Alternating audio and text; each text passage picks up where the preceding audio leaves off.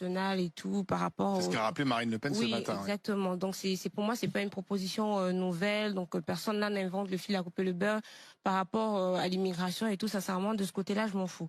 Mais j'estime, et ça depuis très longtemps, qu'effectivement, même sans parler d'immigration, que la diaspora africaine devrait arrêter d'envoyer de l'argent dans les pays dont ils viennent.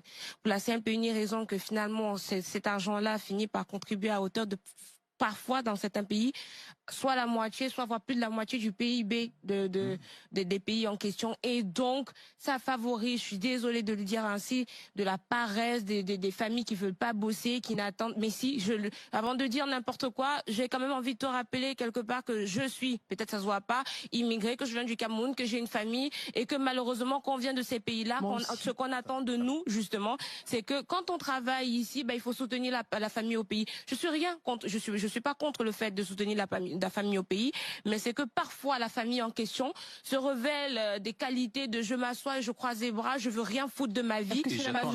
Exactement parce que c'est la majorité. Parce que c'est la majorité. Parce que c'est la majorité. Parce que c'est la majorité.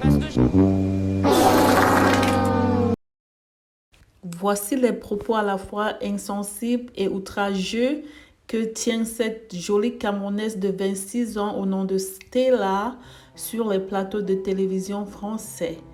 Elle réclame et proclame que les Africains devraient arrêter d'envoyer de l'argent dans leurs pays respectifs pour aider leurs familles qui sont dans le besoin. Stella pense que ces transactions sont de nature à rendre les familles africaines restées sur le continent paresseuses et dépendantes. Stella convenablement choisit d'ignorer la question de son interlocuteur d'en face, la jeune dame qui lui demande de savoir si c'était la majorité des Africains qui devenaient ingrates, dépendantes et paresseuses après avoir reçu les fonds provenant de leurs membres de famille vivant en France. Ces propos ont choqué plusieurs membres de la communauté diaspora africaine qui pensent que Stella n'a pas le droit de parler au nom de la communauté. Pour ma part, je pense que Stella a été un peu maladroite dans le sens où chaque personne a une relation particulière avec sa famille. Les relations sont différentes de famille en famille. Il y a des personnes qui sont très proches de leur famille et il y en a qui ne le sont pas. Et il y a des personnes qui sont à l'étranger grâce à leur famille, des familles qui ont vendu des biens familiaux pour pouvoir envoyer ces derniers à l'étranger. Alors, il est hors des questions pour Stella de donner des conseils de façon générale à tous les Africains. Bien que je veuille comprendre la pertinence des propos de Stella, je ne sais pas de quel côté sa loyauté est destinée. Je ne sais pas si sa loyauté est destinée à la France dans le but de conserver les devises françaises en France et prévenir la fuite des devises vers l'Afrique. Ou est-ce qu'elle a un souci sincère pour la façon dont les Africains se dépensent dans la diaspora pour leur famille?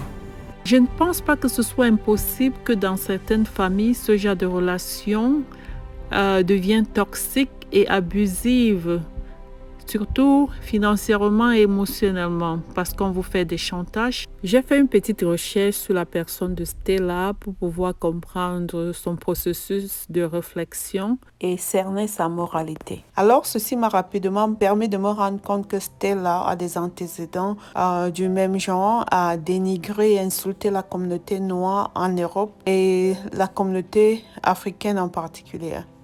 C'était très évident que Stella, comme plusieurs Africains, souffre du racisme refoulé ou internalisé qui consiste à croire que l'Européen est supérieur à l'Africain et que l'Africain devrait tout faire pour plaire, ressembler ou se rapprocher de l'Européen. Certains pourront croire que Stella est née avec une cuillère en argent dans la bouche et de ce fait ignore les réalités de la majorité de la population en Afrique. Mais non. Stella fait partie de cette majorité qui vit dans une misère criarde. Elle le décrit ici. Donc oui, je ne suis pas d'une classe bourgeoise, très loin de là. D'ailleurs, j'ai grandi dans une maison très délabré. Je le dis toujours, sans honte, parce qu'aujourd'hui, je suis un produit, pas encore fini, mais au moins c'est un produit qui a évolué. Chez nous, avant, quand il pleuvait, il y avait des inondations, l'eau rentrait dans la maison et toutes nos choses étaient en suspension. Donc je sais ce que c'est que de vivre dans une situation qui n'est pas forcément plaisante, dans un domicile qui est délabré, où il y a des rats, des cafards et tout. J'ai connu ça. Ce système éducatif qui en fait est une arme de destruction massive qui continue à créer en l'Africain un complexe d'infériorité. Ce système qui enseigne aux Africains qu'ils sont inférieurs et qu'ils devraient être reconnaissants aux Européens de les avoir colonisés pour les civiliser. Ce système éducatif démoniaque a été méticuleusement designé et mis sur pied pour nous maintenir inférieurs aux autres. Stella, comme bien nombre d'Africains aux diplômes coloniaux, reste bien ignorants et déconnectés de qui ils sont vraiment. Les diplômes coloniaux nous sont délivrés pour continuer à être de bons soumis, de bons élèves pour nos maîtres. Stella souffre d'une haine de soi qu'elle-même ne réalise pas.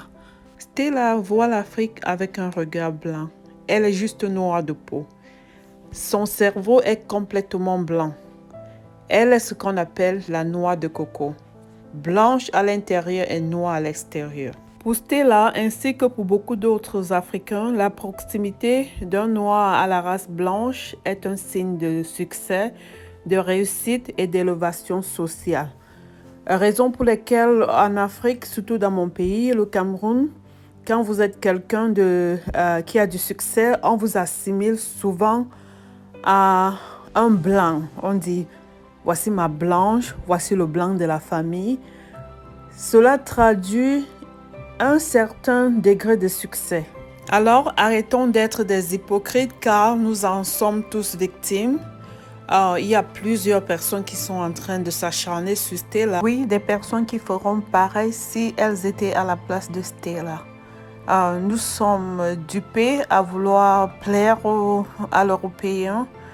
C'est une maladie dont nous souffrons depuis des siècles, au moins 5 à 600 ans. Stella défend avec acharnement, détermination et haine l'image de la société française, ses valeurs. Elle se met à l'envers de quiconque essaie de ternir l'image de la France.